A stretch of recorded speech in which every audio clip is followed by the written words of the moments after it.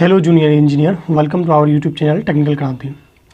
तो जैसा कि स्टूडेंट आप लोगों का जो एग्ज़ाम है इलेक्ट्रिकल इंजीनियरिंग और electronics engineering diploma third semester SBTE का जो एग्ज़ाम है वो 4 अप्रैल से होने जा रहा है। अभी तक आप लोगों ने सही से प्रिपरेशन किया नहीं होगा क्योंकि आप लोग नए स्टूडेंट हैं, मतलब जो आपका कोर सब्जेक्ट स्टार्ट हुआ है। तो अगर आपका प्रिपरेशन नहीं हुआ तो जो भी सब्जेक्ट है आपके इलेक्ट्रिकल और इलेक्ट्रॉनिक्स दोनों ब्रांच वाले को मैं कह रहा हूँ, तो बस आप लोगों को फीडबैक देना है ज़्यादा से ज़्यादा कमेंट बॉक्स में। मैं आप लोगों के लिए जो है 25 मार्च तक एक कंप्लीट क्रैश कोर्स लेके आ रहा हूँ, जिसमें कि कंप्लीट वीडियो सॉल्यूशन रहेगा PYQ का प्लस इंपॉर्टेंट क्वेश्चन का, यानी कि एक वीडियो में एक सब्जेक्ट का एक वीडियो होगा, वन शॉट वीडियो होगा, जिसमें कि आपको 25 मार्च तक इलेक्ट्रिकल इलेक्ट्रॉनिक्स वाले दोनों ब्रांच को ये मैं प्रोवाइड कर रहा हूँ, क्योंकि वैसे भी मेरा ब्रांच इलेक्ट्रिकल है, जिस वजह से मैं यही करूँ। बाकी सिविल मैकेनिकल से बाकी आप दूसरे चैनल से देख सकते हैं। तो इस वीडियो में फ़िलहाल जो है वन शॉट वीडियो है, तो इसमें हम देखेंगे इलेक्ट्रॉनिक्स इंजीनियरिंग ग्रुप के मेजरमेंट टॉपिक के बारे में, सब्जेक्ट के बारे में। बाकी ये कुछ जो टॉपिक है वो इलेक्ट्रिकल वाले में भी कॉमन होते हैं, तो आप यहाँ से भी पढ़ सकते हैं। बाकी इलेक्ट्रिकल वाले के लिए स्पेशल वीडियो आएगी।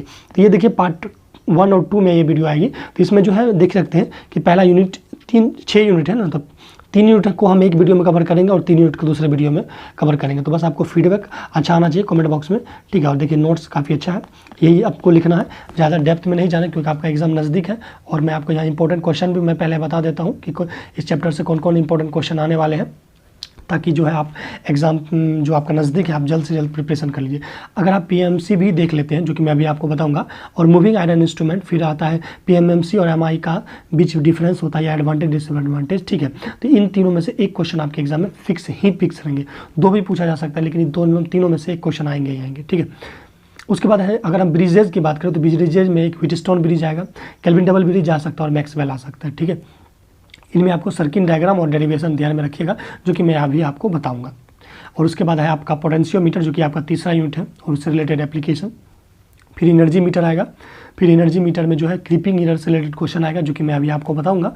फिर मेजरमेंट में जो है आपको जो वेबसाइट फॉलो करनी है वो सर्किट ग्लोब या फिर EG इसका लैंग्वेज होता है, ठीक है। तो सर्किट ग्लोब या फिर इलेक्ट्रिकल फॉर यू को आप कर सकते हैं। बाकी आपको किसी भी चैनल या यूट्यूब वीडियो नहीं देखने का जरूरत है, अभी इस वीडियो को देखिएगा तो मेजरमेंट से रिलेटेड जितने भी डर होते हैं आपके कि मैं फेल हो जाऊंगा, ये हो जाऊंगा, वो हो जाऊंगा, तो आपके क्लियर हो जाएंगे। उसके बाद CRO से रिलेटेड इंपॉर्टेंट क्वेश्चन है, फिर सेंसर ट्रांसड्यूसर, फिर LVDT RTD, ये सब चीज़ें इंपॉर्टेंट टॉपिक है। आप इतना भी कर लेते हैं तो मैं गारंटी देता हूँ कि 70 में जो है आपके 50 प्लस मार्क आएंगे ही आएंगे। बाकी अब अगर आपको 60-65 मार्क लाना है तो उसके लिए तो थोड़ा सा डेप्थ में जाना पड़ेगा, बट पासिंग मार्क के लिए इतना भी काफ़ी है। तो अगर आप चलिए तो हम जो इस टॉपिक है उसको स्टार्ट करते हैं। तो पहला जो हमारा देखिए टॉपिक है वो है बेसिक ऑफ मेजरमेंट। इसमें हम एक्यूरेसी क्या होता है, प्रिसीजन क्या होता है, रेजोल्यूशन क्या होता है और टाइप ऑफ एरर क्या होता है। और उसके बाद हमारा जो ब्रिजेज होते हैं, 2 टाइप के ब्रिजेज होते हैं, एक DC ब्रिज होता है, एक AC ब्रिज होता है। तो DC ब्रिज में एक व्हीटस्टोन ब्रिज है, एक केल्विन डबल ब्रिज है, और AC ब्रिज की बात करें तो मैक्सवेल ब्रिज है, और हे ब्रिज है, एंडरसन ब्रिज है, डी शॉर्टी ब्रिज है। तो सारे को देखेंगे, प्लस इसमें हम PMMC देखेंगे, मूविंग आयरन इंस्ट्रूमेंट और इलेक्ट्रोडायनामोमीटर टाइप, और ऐसे एनर्जी टाइप एनर्जी मीटर, ये सब चीज़ देखेंगे। उसके बाद ट्रांसड्यूसर देखेंगे। तो चलिए सबसे पहले हम देख लेते हैं कि जो हमारा टॉपिक है एक्यूरेसी और प्रिसीजन में क्या डिफरेंसेस है। 2 मार्क में पूछा जा सकता है, ये शॉर्ट मोड नोट्स में पूछा जा सकता है। सिंपली मैं बताऊँ, एक्यूरेसी का मतलब ही होता है शुद्धता। कहने का मतलब है कि मान लीजिए कि कोई सर्किट है, ठीक है। अगर हम उसमें वोल्टेज को मेजर करेंगे या करंट को मेजर करेंगे तो उसका 20 एम्पियर आना चाहिए, ठीक है। लेकिन जब हम मेजरमेंट किए तो मुझे आ रहा है 19.5। तो इसका मतलब है एक रीडिंग दूसरे बार रीडिंग लिए तो मान लीजिए 18 एम्पियर आ रहा है। तो एक्यूरेसी कौन एक्यूरेट मतलब हमारा मेजरमेंट है तो 19.5 बोला, क्योंकि लगभग मान दे रहा है 20 के आसपास, लेकिन ये क्या है, एक्यूरेट नहीं है। तो यही होता है एक्यूरेसी। एक्यूरेसी क्या होता है कि indicate how close a measurement is to be correct और एक्सेप्टेड वैल्यू, ओरिजिनल वैल्यू से कितना वो हमारा जो ऑब्टेन वैल्यू है वो नज़दीक है, उसको बोलते हैं एक्यूरेसी। दूसरा प्रिसीजन की बात करें तो प्रिसीजन क्या होता है कि मान लीजिए आप रीडिंग करते हैं, एक बार रीडिंग आया 20 एम्पियर, दूसरी बार रीडिंग आया 20 एम्पियर, तीसरी बार रीडिंग आ गया मान लीजिए 30 एम्पियर। तो पहला जो सेकेंड रिजल्ट है वो पहले से कितने बीच में मतलब एरर का डिफरेंस है, उसको हम बोलते हैं प्रिसीजन। मतलब कि पहला मतलब प्रीवियस वैल्यू और जो नेक्स्ट वैल्यू है उसके बीच कितना क्लोजनेस होता है, वो होता है प्रिसीजन। बाकी आप इसको रख लीजिए, ज़्यादा डेप्थ में जाने की ज़रूरत नहीं है। बाकी यहाँ पे आप जो है रिजोल्यूशन पढ़ लीजिए, बस इसका डेफिनेशन देख लीजिए, क्योंकि ये जो है शॉर्ट नोट्स में आएगा। तो एक्यूरेसी, प्रिसीजन और रिजोल्यूशन ये शॉर्ट नोट में आ सकता है या डिफरेंसेज में आ सकता है। तो उसके बाद एरर आता है। तो एरर जनरली मेनी टाइप्स के होते हैं। एक रैंडम एरर होता है, एक ग्रॉस एरर होता है। ग्रॉस एरर जो होता है वो ह्यूमन के मिस्टेक की वजह से होता है। फिर एक रैंडम एरर होता है जो ऑटोमेटिक हो जाता है, ठीक है, रैंडमली हो जाता है। और भी जैसे और भी एरर है लाइक दिस की हमारा इंस्ट्रूमेंट एरर। इंस्ट्रूमेंट एरर मतलब कि हमारा अगर इंस्ट्रूमेंट ही किसी तरह के गलत रीडिंग दे, जैसे कि एक्चुअली में इसको रीडिंग देना चाहिए मान लीजिए 2 मिलीग्राम, ये दे रहा है 6.32 ग्राम कुछ भी, तो इसका मतलब वो इंस्ट्रूमेंटल एरर है। मतलब इंस्ट्रूमेंट में जो एरर होता है वो होता है इंस्ट्रूमेंटल एरर। और इन्वायरमेंटल एरर मतलब हीट की वजह से, रेडिएशन की वजह से, ह्यूमिडिटी की वजह से, ये सब चीज़ों की वजह से, मॉइस्चर की वजह से अगर किसी तरह का इंस्ट्रूमेंट में एरर होता है तो वो हमारा होता है इन्वायरमेंटल एरर। उसके बाद होता है हमारा ऑब्जर्वेशनल एरर। तो ऑब्जर्वेशनल एरर का सिंपल सा मतलब होता है कि मान लीजिए जो मीटर में रीडिंग था 20 एम्पियर, लेकिन आपने देखा कि उस 20 को 40 देख लिया, 50 देख लिया। जैसे यहाँ देखिए रीडिंग था 40 लेकिन आपने देख लिया उसको 50, तो ये क्या होगा, ऑब्जर्वेशनल एरर हो गया। ठीक है, अब हमारा बात करते हैं ब्रिजेज की। तो ब्रिजेज देखिए जो 2 टाइप के होते हैं। एक ब्रिजेज होते हैं हमारा, एक ब्रिजेज होता है डीसी ब्रिज और एक ब्रिज होता है हमारा एसी ब्रिज। तो there are 2 types of bridge, एक डीसी एक एसी। अब देखिए डीसी में चूंकि जो है इंडक्टेंस और कैपेसिटेंस नहीं होता। क्यों नहीं होता है? क्योंकि फ्रीक्वेंसी 0 होने की वजह से इंडक्टेंस और कैपेसिटेंस नहीं होता है। डीसी में सिर्फ रेजिस्टेंस होता है, तो इसीलिए जो डीसी ब्रिज होते हैं वो सिर्फ रेजिस्टेंस मेजर करने के लिए किया जाता है।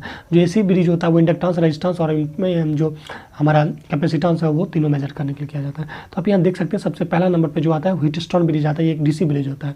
ये जो है जनरली मीडियम वैल्यू के रेजिस्टेंस को मेजर करने के लिए किया जाता है और ये नल डिफ्लेक्शन प्रिंसिपल पे वर्क करता है। यहाँ पे क्या होता है ना कि ये देखिए आप ये जो सर्किट डायग्राम को ध्यान से देखना है। यहाँ पे क्या होता है कि अगर ये देखिए एक इंडी है एक इंडी है, इन दोनों इंड का जो वोल्टेज अगर बराबर हो जाए यानी कि वी बी इक्वल टू अगर वी डी हो जाता है तो बीच में जो गैल्वेनोमीटर होता है, चूँकि गैल्वेनोमीटर एक क्या होता है, एक इंस्ट्रूमेंट होता है जो कि स्मॉल करंट को डिटेक्ट करता है, स्मॉल करंट को डिटेक्ट करता है। तो कहने का मतलब है कि जब हमारा इस साइड का पोटेंशियल और इस साइड का पोटेंशियल बराबर हो जाता है तो बीच से कोई करंट फ्लो नहीं होगा। जैसे आपने देखा होगा, जैसे मान लीजिए 2 गिलास है, हमारे पास ये 2 गिलास है, दोनों गिलास में लबालब पानी भरा हुआ है। तो क्या होगा कि बीच में अगर पाइप कनेक्ट करेंगे तो पानी किसी में नहीं जाएगा। लेकिन अगर एक ऐसा होगा कि एक गिलास में पानी बहुत ज़्यादा है, एक गिलास में पानी कम है, तो क्या होगा कि जिसमें ज़्यादा पानी उसमें से कम जाएगा। तो यानी कि करंट हमेशा फ्लो होता है पोटेंशियल डिफरेंस की वजह से। अगर पोटेंशियल सेम होगा तो करंट फ्लो नहीं होगा। तो इस कंडीशन में बताइए, देखिए अगर ये पोटेंशियल सेम नहीं होता तो I1 equal does not equal to I3 होता। बट एक्चुअली में यहाँ पोटेंशियल सेम होने के कारण जो करंट I1 में जाएगा वही I3 में जाएगा और जो I2 में जाएगा वही I4 में जाएगा। तो इस हिसाब से हम ये कह सकते हैं कि यहाँ पे कि व्हेनेवर जब क्या होगा कि हमारा जो दोनों पॉइंट का वोल्टेज सेम हो जाएगा यानी कि VB इक्वल टू VD हो जाएगा तो V इक्वल टू क्या होता है RI। तो इसका मतलब है कि यहाँ पे क्या हो जाएगा, यहाँ पे क्या हो जाएगा गाइस, यहाँ पे बात करें V1 क्या है, देखिए VB जो है VB क्या है, ये होगा I इंटू P और इधर हो जाएगा हमारा I2 into Q, I into R हो जाएगा ये इस तरह से। तो इसका मतलब कि यहाँ पे एक चीज़ और देख लीजिए, जब ये बैलेंस कंडीशन में रहेगा तो I1 इक्वल टू क्या होगा I3। मैं थोड़ा सा आपको शॉर्ट में लेके जाने का प्रयास कर रहा हूँ क्योंकि वीडियो लंबा हो जाएगा तो आप लोग को भी थोड़ा सा बोरिंग फील होगा। तो शॉर्ट में जब चूँकि ये रिवीजन कोर्स है तो मैं ज़्यादा डेप्थ में नहीं जा रहा हूँ। तो इधर देखिए क्या होगा ना कि ये जो हमारा I1 करंट होगा I3 दोनों सेम होगा क्योंकि यही करंट इसमें भी जाएगा, I2 I4 भी सेम होगा। तो यहाँ पे अगर आप I1 I3 निकालेगा तो ये क्या हो जाएगा E बाई पी क्यू का मतलब टोटल जो वोल्टेज होगा, मान लीजिए इधर का E है तो इन दोनों का रेजिस्टेंस P प्लस क्यू है, इन दोनों का रेजिस्टेंस R प्लस एस है। तो यानी कि I2 में जो होगा वो R प्लस एस होगा, ये होगा। अब इन दोनों को हम अगर इक्वेट करते हैं तो क्या होगा कि हमारा E कैंसिल आउट हो जाएगा। इस हिसाब से अगर इसको कैलकुलेशन कीजिएगा, बाकी कैलकुलेशन है ठीक है, ये हो जाएगा PS इंटू QR। इसका मतलब है कि व्हीटस्टोन ब्रिज में क्रॉस आर्म का जो प्रोडक्ट होता है इधर का और इधर का, ये दोनों क्या होता है सेम होता है, यानी कि R multiply Q equal to क्या होता है P इंटू S। यहाँ से अगर इसको रेशियो फॉर्म में लिखेंगे तो ये क्या हो जाएगा, ये हो जाएगा P by Q equal to होता है R बाई S। तो यहाँ से गाइस आपको नोमरिकल भी पूछा जा सकता है। क्या नोमरिकल पूछेगा, इसमें से जैसे यहाँ पे 4 रेजिस्टेंस है ना, 4 रेजिस्टेंस है तो इसमें 3 रेजिस्टेंस आपको दिया रहेगा, 3 नॉन रेजिस्टेंस होगा, एक निकालने बोलेगा। जैसे कि यहाँ पे नोमरिकल आप देख सकते हैं, जैसे यहाँ पे एक नोमरिकल है, सिंपल एक नोमरिकल है। यहाँ पे देखिए P का वैल्यू 100 ओम है, Q का वैल्यू 10 ओम है और R का वैल्यू जो 153 है। तो यहाँ S जो है अननोन रेजिस्टेंस S निकालने बोल रहा है, तो वही आपको ratio P by Q R by S करके इधर और बाकी कैलकुलेशन करके S का वैल्यू निकाल देना। अब हम बात करते हैं केल्विन डबल ब्रिज में। तो केल्विन डबल ब्रिज जो होता है इसको हम थम्स अप ब्रिज भी कहते हैं। ये पॉइंट बढ़ाने के लिए, पेज बढ़ाने में थोड़ा सा ज़्यादा लिखने के लिए ये सब चीज़ ऐड ऑन कर लीजिएगा।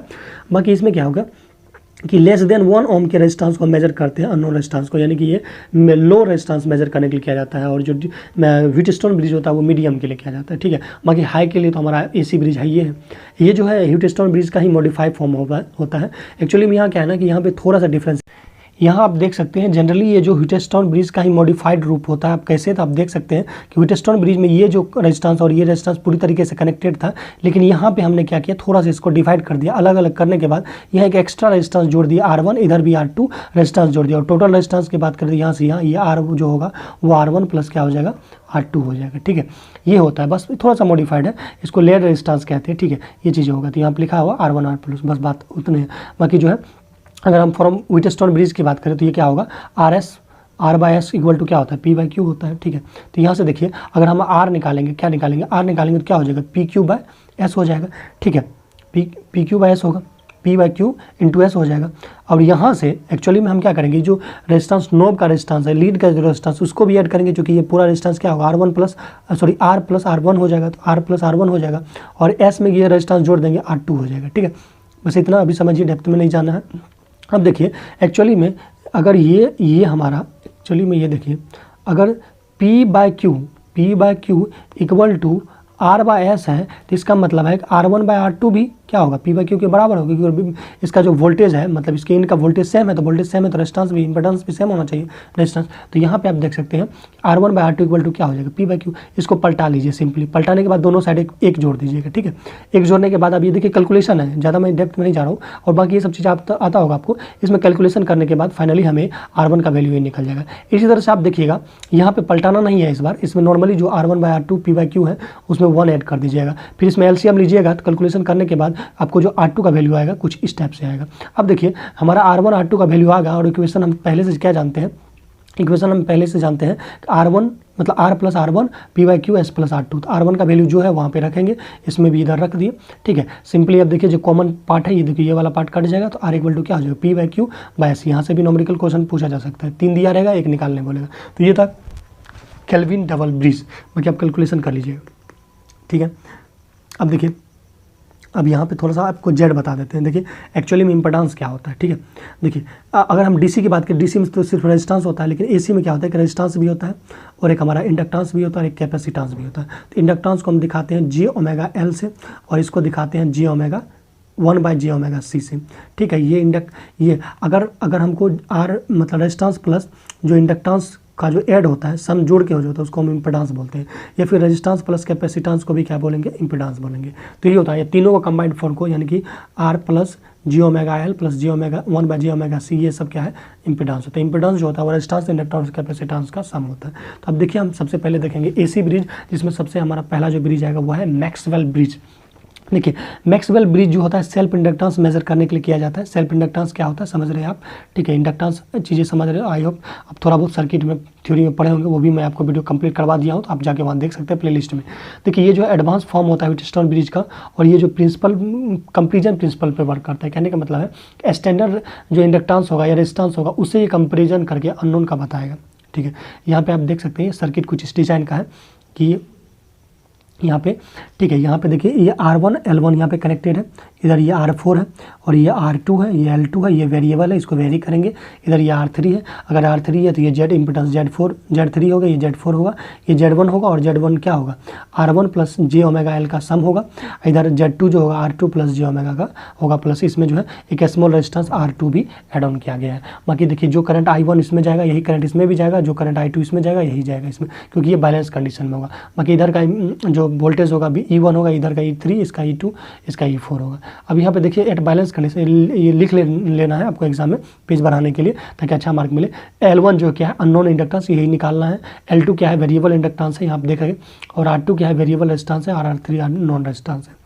अब यहाँ से बैलेंस कंडीशन में देखिए, बैलेंस कंडीशन में क्या होगा कि मैंने पहले आपको व्हीटस्टोन ब्रिज में क्रॉस आर्म का जो इंपेडेंस यानी कि जो रेजिस्टेंस होता है वो उसका प्रोडक्ट दोनों के सेम होता है। कहने का मतलब है कि Z1 मल्टीप्लाई Z4 और ये Z2 मल्टीप्लाई Z3 दोनों क्या होगा, सेम होगा, यानी कि Z1 Z4 multiply Z2 Z3 होगा। चलिए आप यहाँ से देख सकते हैं कि वही चीज़ हमने किया है कि Z1 Z4 और Z2 Z3, Z1 क्या हो जाएगा R प्लस J⍵L होगा। कैसे, तो यहाँ आप देख सकते हैं कि Z1 जो होगा R प्लस J⍵L होगा, और Z2 क्या होगा तो R2 plus L2 plus R2 होगा, छोटा सा R2। ठीक है, वही चीज़ें हैं कि Z3 तो R3 होगा क्योंकि उसमें ओमेगा एल या इंटीग्रेंस हाई एन है, और चौथा में भी नहीं है, इसमें लेकिन है R2। तो बस इसमें आपको क्या करना है, सॉल्यूशन करना है। इधर देखिए आप फिर वही चीज़ें हमने जो डाटा है उसको डालें, ठीक है। उसके बाद जो है इमेजनरी और रियल पार्ट को कंपेरिजन किए। यहाँ पे देखिए इमेजनरी किसको कहेंगे, जिसके साथ ओमेगा लगा होगा वो इमेजनरी होगा, इसको कंपेरिजन कीजिए, बाकी ये सब को कंपेरिजन कीजिए। तो यहाँ से जो है आपका R1 का जो वैल्यू आएगा, R1 का वैल्यू कुछ इस डिज़ाइन से आएगा, ठीक है। आप देखिए ये R1 का वैल्यू है और यहाँ से आप L1 का वैल्यू निकालिएगा, तो आपने सेल्फ इंडक्टेंस निकाल लिया इजीली, ठीक है। तो ये हमारा क्या था, मैक्सवेल ब्रिज था। अब हमारा आता है हेज ब्रिज, ठीक है। हेज ब्रिज क्या है, ये भी एक सेल्फ इंडक्टेंस सर्किट, मतलब सेल्फ इंडक्टेंस ही फाइंडिंग करने का एक ब्रिजेज है, लेकिन ये भी थोड़ा सा मैक्सवेल का एडवांस वर्जन है, ठीक है। In this bridge capacitor is connected in series with the resistance, the voltage drop across capacitor resistance R variate, ठीक है।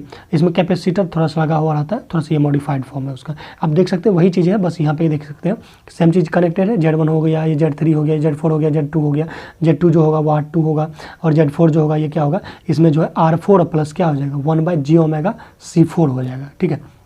और कुछ नहीं, क्योंकि जो सी कैपेसिटेंस होता है XC जो होता है वो होता है 1/J ओमेगा C, ठीक है। जब ऊपर जो हो जाएगा तो वो माइनस में हो जाएगा, ठीक है। यहाँ पे देखिए L1 जो है अननोन रेजिस्टेंस जो कि हमें निकालना है, R1 R3 अननोन रेजिस्टेंस मालूम है, C4 भी कैपेसिटर जो स्टैंडर्ड कैपेसिटर है वो भी मालूम है। फिर वही वाला कंडीशन, इन दोनों मतलब दोनों क्रॉस आर्म का जो इंपेडेंस होगा वो बराबर होना चाहिए, इधर वाला और इधर वाला। तो Z1 मल्टीप्लाई Z4 हो जाएगा, Z2 मल्टीप्लाई Z3 हो जाएगा। तो यहाँ से आप देख सकते हैं सिंपली Z1 का वैल्यू क्या है, यहाँ ये चीज़ है जो हमें होगा Z2 R2 है और Z3 ये सब चीज़ें। और Z4 की बात करें तो इसमें C था, कैपेसिटर जुड़ा हुआ, तो ये डाटा होगा, और इन दोनों को फिर कैलकुलेशन करेंगे तो फाइनली हमारा L1 का वैल्यू आ जाएगा। ये PDF आपको मिल जाएगा टेलीग्राम ग्रुप में, आप वहाँ से देख लीजिएगा। कैलकुलेशन वाला पार्ट मैं स्किप कर रहा हूँ क्योंकि वीडियो थोड़ा सा लंबा हो जाएगा, बाकी आप ये चीज़ कवर कर सकते हैं।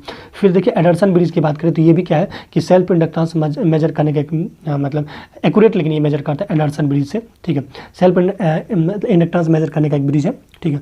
इसके बाद ये भी मैक्सवेल का जो है एडवांस फॉर्म है। In this bridge unknown inductance is compare with the standard fixed capacitance which connected between the two arms of bridge, ठीक है। अब यहाँ पे देखिए सर्किट डायग्राम देख लीजिए, सबका आपको सर्किट डायग्राम याद रखना है। यहाँ पे कैपेसिटर से बार कनेक्टेड है, यहाँ पे एक वेरिएबल छोटा सा स्मॉल रेजिस्टेंस कनेक्टेड है। फिर वही वाला कहानी, L1 इसका वैल्यू होगा, R2 ये सब चीज़ें दिया रहेगा। फिर वही आपको बैलेंस कंडीशन में क्या होगा, Z1 Z2 कर देना, और फाइनली हमारा जो वैल्यू आएगा R1 का वैल्यू आ जाएगा, L1 का ये वैल्यू होगा। बाकी कैलकुलेशन वाला पार्ट है वो देख लीजिएगा। बाकी देखिए डी शॉर्टी ब्रिज जो है काफ़ी आसान है। इसमें क्या है कि use to measure unknown capacitance by comparing known capacitance, मतलब जो कैपेसिटेंस का वैल्यू हमें मालूम रहेगा उससे कंपेरिजन करके हम अननोन कैपेसिटेंस का वैल्यू निकालेंगे। आप यहाँ देख सकते हैं कि सिंपली कैसे कैपेसिटेंस का वैल्यू निकालेंगे। देखिए इधर एक कैपेसिटर लगा हुआ है, इधर एक कैपेसिटर लगा हुआ है, ये Z4 हो गया, ये Z3 हो गया, Z1 हो गया, और क्या हमारा Z2 हो गया, ठीक है। इस तरह से C1 क्या होगा, अननोन कैपेसिटेंस जिसका वैल्यू निकालना है। C2 क्या हो जाएगा, non capacitance. R1 R3 non resistance होगा। एट बैलेंस कंडीशन में क्या होगा, Z1 Z4 और Z2 Z3 हो जाएगा। तो यहाँ पे आप देख सकते हैं कि Z1 का वैल्यू जो होगा जो ओमेगा C1 हो जाएगा, और ये R2 हो जाएगा, ये R3 हो जाएगा। यहाँ से कैलकुलेशन कीजिएगा, R4 की जगह ये नीचे में R3 दे देते हैं और इस वाले की इधर दे देते हैं, मतलब एक्सचेंज किए। एक्सचेंज करने के बाद क्या होगा, R3 इक्वल टू, देखिए ये जो ओमेगा कैंसिल हो जाएगा, C2/C1 हो जाएगा, ठीक है।